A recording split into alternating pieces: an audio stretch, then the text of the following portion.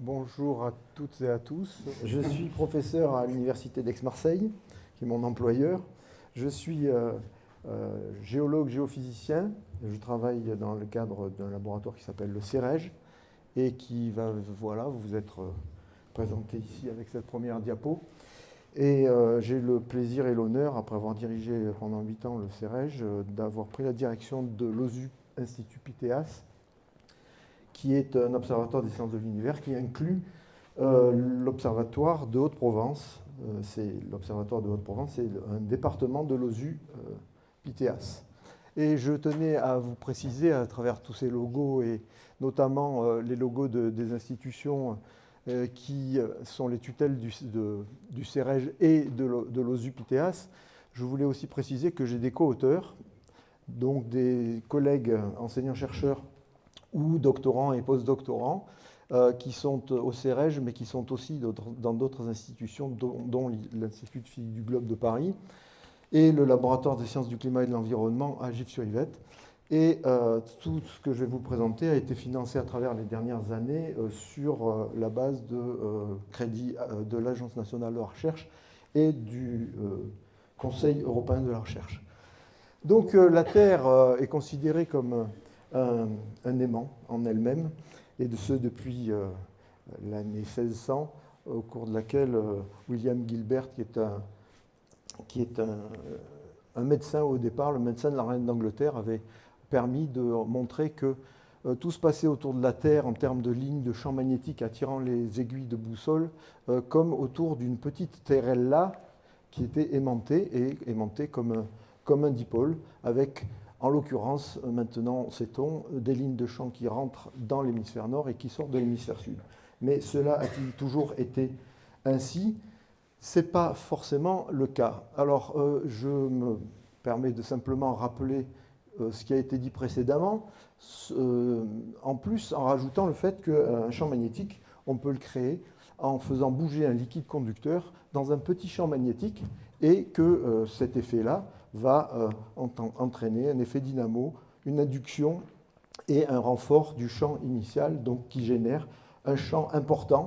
qui est digne de lutter, ou presque, avec le champ magnétique du Soleil. En l'occurrence, la Terre a une magnétosphère qui, interagit avec le champ solaire, et lorsque vous avez des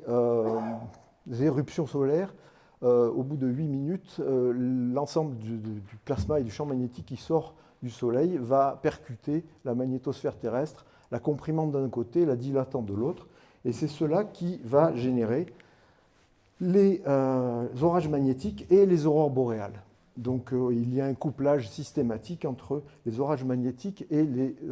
à la surface de la Terre ou dans la magnétosphère et les éruptions du Soleil. Donc ces aurores boréales, dont l'une était l'image en arrière-plan de ma première image, de ma première figure de présentation, ces aurores boréales montrent qu'il y a une interconnexion entre le vent solaire et le bombardement cosmique, et par ailleurs le champ magnétique de la Terre. Donc ce champ magnétique a-t-il toujours pu nous protéger contre le bombardement cosmique et le rayonnement, les bombardements des protons et des électrons et des noyaux d'hélium issus du Soleil? Ça, c'est la question qui est liée au fait que une charge électrique qui arrive dans l'environnement terrestre est en principe déflectée, réfléchie vers l'espace en fonction de plusieurs paramètres, notamment sa charge, sa masse, sa vitesse initiale et la composante qui est orthogonale ou presque à sa trajectoire, la composante du champ magnétique qui est entretenue par la dynamo interne, qui est donc une dynamo géante qui, en principe, devrait nous faire le plaisir de fonctionner de façon assez permanente. Mais en est-il ainsi? Alors, aujourd'hui, je n'ai pas le temps, malheureusement, de vous montrer comment l'évolution de la connaissance du champ magnétique a été et par quels moyens elle a eu lieu. Mais aujourd'hui, simplement, je me contenterai de vous montrer des images de satellites qui sont aujourd'hui en train de fonctionner autour de la Terre, une constellation de satellites qui s'appelle SWARM, dont mes collègues de l'Institut de physique du globe, d'ailleurs, sont disons, des partenaires. C'est un programme allemand et franco-allemand, entre autres, et donc qui montre que ces satellites se baladent deux en parallèle sur la même trajectoire et l'autre, le troisième, en décalage de 90 degrés. Et donc quand il y en a un qui est au pôle, les deux autres sont à l'équateur, ce qui permet de faire du différentiel spatial et temporel de la mesure du champ magnétique avec des magnétomètres qui sont situés à l'extrémité de ces mâts pour les éloigner le plus possible de toute source d'énergie et de toute influence électromagnétique du satellite. Ce que nous ont donné les mesures du champ magnétique à la surface de la Terre et par les satellites depuis un certain temps, c'est par exemple cette figure qui montre que le champ n'est pas parfaitement dipolaire, ce n'est pas équivalent parfaitement à l'instant T d'un aimant dipolaire. Il y a un certain nombre de choses qui sont assez surprenantes, notamment on pourrait s'attendre presque à ce qu'il y ait deux pôles dans l'hémisphère nord et presque deux pôles aussi dans l'hémisphère sud, et qu'on pourrait s'attendre à ce qu'ici, il y ait un équateur magnétique qui soit assez régulièrement une ceinture totale de la Terre. En l'occurrence, ce n'est pas le cas. Et quand on fait la différence entre le champ mesuré en 2000, plus exactement en 1980 et en 2000, c'est la figure d'en bas, on voit qu'il y a des valeurs négatives et des valeurs positives, valeurs négatives en bleu et positives en rouge, et on voit que essentiellement la différence entre les deux, c'est essentiellement du négatif assez fort, donc des valeurs bleu foncé, alors que de l'autre côté, on a assez peu de surface couverte par des valeurs positives, et en plus, elles sont relativement faibles. Ce qui, logiquement, nous incite à déduire que le champ magnétique terrestre est en train de se casser la figure, ce qui est confirmé par un certain nombre de... Alors ça, c'est une figure qui est donnée par la constellation Swarm et qui montre une caractéristique de ce champ qui est très importante et dont je vous reparlerai tout à l'heure, qui est cette anomalie de faiblesse du champ magnétique qui est centrée sur l'Atlantique Sud et sur l'Amérique du Sud, alors que les anomalies, disons, de force, les zones d'intensité maximum, sont de façon peu surprenante situées vers les pôles, mais pas tout à fait exactement au-dessus de l'Antarctique d'une part ou au-dessus de l'Arctique, de l'océan Arctique de l'autre. C'est légèrement décalé. Et donc tout ceci nous amène à conclure que finalement le champ magnétique peut éventuellement subir en ce moment quelque chose qui s'avère avoir été observé depuis un certain nombre de décennies, voire de siècles, puisque avec les premières mesures de magnétisme à la surface de la Terre qui ont été faites à l'époque de Carl Friedrich Gauss, autrement dit, celui que vous connaissez probablement tous pour un certain nombre d'équations et un certain nombre de découvertes sur les statistiques et sur les mathématiques. Depuis ces premières mesures qui ont été faites lors du développement des observatoires magnétiques à la surface en Europe en l'occurrence, en Angleterre et en Allemagne, il y a eu une fâcheuse tendance assez, non pas constante, mais pérenne, du champ magnétique à perdre de l'intensité. Ici, je n'ai pas le temps de vous détailler les valeurs, enfin plus exactement les unités dont je parle, mais vous voyez qu'on a perdu quasiment 10% du champ en moins de 2 siècles.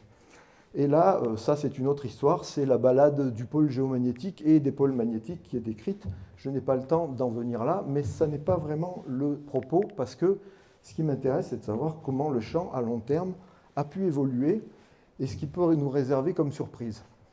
Donc savoir comment, du millénaire au million d'années, le champ a évolué, sans qu'on puisse l'avoir mesuré évidemment, puisqu'on n'avait pas d'outils. Eh bien, on utilise les roches en premier, ça parle ce qu'on appelle le paléomagnétisme, c'est-à-dire des roches magmatiques, roches volcaniques, qui ont le bon goût de s'aimanter lors de leur refroidissement, ou des roches sédimentaires dont les débris, les sédiments, les particules sédimentaires sont pour partie ferromagnétiques, qui issues d'ailleurs des premières, et qui s'orientent dans le champ lorsqu'elles se déposent. Or, ces méthodes paléomagnétiques appliquées aux roches volcaniques et aux roches sédimentaires nous permettent, avec surprise, parfois d'enregistrer des anomalies, c'est-à-dire des aimantations qui ne sont pas conformes à la polarité du champ actuel. comme si le champ s'était renversé. Et ça, c'est de façon opiniâtre, l'observation a toujours raison et domine je dirais, le scepticisme pour nous dire qu'effectivement, ces aimantations, elles viennent bien de quelque part et elles sont associées à des comportements, disons, qu'on pourrait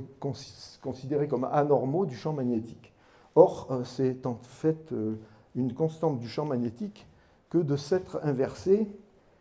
et de s'être affaibli périodiquement. Et ça, on le sait donc grâce à ces méthodes paléomagnétiques appliquées à des roches sédimentaires que l'on va prélever avec des carottiers au fond de l'océan, que l'on prélève dans des barreaux et que l'on fait passer dans un magnétomètre, en l'occurrence un supraconducteur, ce qui vous a été expliqué tout à l'heure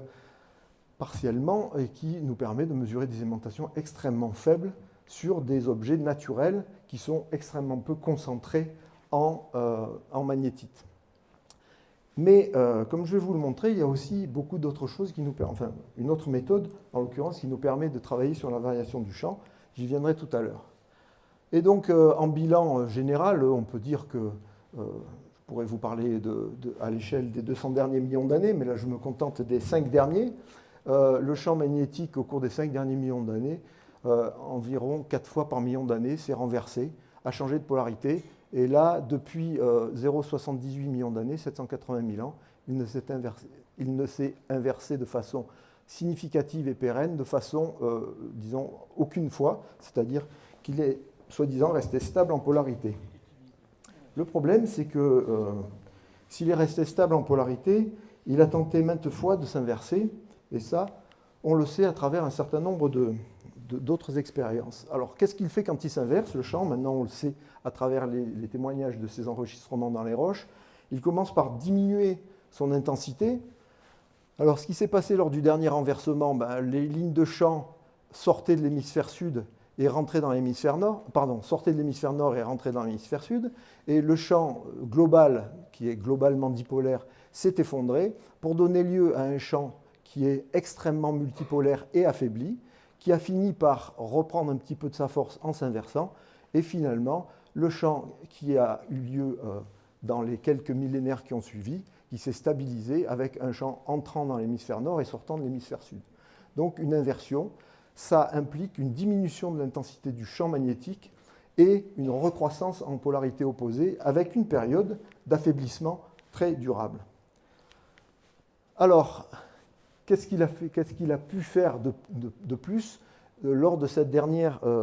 séquence de polarité qui nous sépare de cette dernière inversion? En fait, il a maintes fois tenté de s'inverser. Vous voyez que sur cette petite cartouche noire, j'ai indiqué un certain nombre d'événements qui ont été enregistrés dans ces roches, datés avec précision, et auxquels on a donné un certain nombre de noms. Je vous reparlerai tout à l'heure de cette dernière qui nous intéresse beaucoup parce qu'elle a été enregistrée à quelques centaines de kilomètres d'ici, que je dirais 150 ou 200 kilomètres, en Auvergne. Et ces événements, en réalité, ils impliquent donc le fait que le champ magnétique, au lieu de s'inverser comme précédemment, il reste dans la polarité initiale et il se rétablit en polarité initiale, mais il a fâcheusement tendance à perdre son intensité. Donc, lorsqu'il perd son intensité, que se passe-t-il? La protection qu'il offrait à la Terre lors de ces phases de force diminue considérablement et la pénétration du bombardement, des particules du bombardement cosmique ou du rayonnement cosmique se fait de façon beaucoup plus importante et ça occasionne un grand nombre de modifications des conditions, disons, physiques, de l'environnement physique de la Terre, et notamment les interactions entre ce bombardement et l'atmosphère terrestre. En résumé, on pourrait se dire qu'on a affaire évidemment à des aurores boréales beaucoup plus communes et beaucoup plus globales en tout point de la Terre lorsque ce genre de phénomène se produit. Mais ça n'a pas que des avantages esthétiques. Par contre, ce qui nous permet de travailler encore avec une autre méthode, c'est le fait que le bombardement cosmique interagit avec les particules, avec les composants de l'atmosphère terrestre, l'oxygène et l'azote, pour fabriquer par spallation, c'est-à-dire arrachement de neutrons et de protons, fabriquer des isotopes dits cosmogéniques, dont par exemple le beryllium 10 et le carbone 14, dont vous connaissez tous la vertu et les avantages pour les datations, et que ce beryllium 10 notamment, comme le carbone 14, mais il a d'autres avantages parce qu'il a une période il est radioactif, mais il a une période de demi-vie beaucoup plus importante, beaucoup plus longue, de l'ordre de 1,40 million d'années, 1,4 million d'années. Il se dépose dans les sédiments et dans les glaces de la surface terrestre, et donc il est archivé dans ces séquences sédimentaires et ces séquences de glace. Ce qui fait qu'avec les mêmes outils que ce que je vous montrais précédemment, c'est-à-dire des carottages dans des sédiments dans lesquels on fait des prélèvements, on prélève à la fois pour l'étude paléomagnétique et sur les mêmes objets, on prélève pour les études géochimiques qui nous permettent de mesurer la concentration de ce beryllium 10. Je vous montrerai éventuellement tout à l'heure les méthodes, mais il s'agit de faire des extractions extrêmement fines, avec des processus de chimie extrêmement délicats, et de mesurer ça par spectrométrie de masse par accélérateur. Nous avons un spectromètre de masse par accélérateur à l'Arbois, au CEREG, et nous faisons ça dans le même laboratoire, et en quelque sorte, c'est le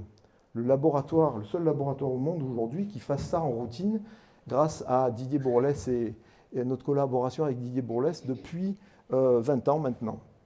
Donc, qu'est-ce qu'on a sur les derniers 800 000 ans, ou les derniers temps géologiques qui témoignent de ce qui s'est passé depuis la dernière inversion? La production de beryllium 10, elle est ici, et on voit l'effet de la dernière inversion en enrichissement en beryllium 10, qui est enregistré ici, à l'âge de la dernière inversion. Mais on ne voit pas que ça, on en voit un certain nombre ici, qui correspondent à ces événements que je vous ai décrits sous la forme de ce qu'on appelle des excursions, c'est-à-dire des tentatives de renversement.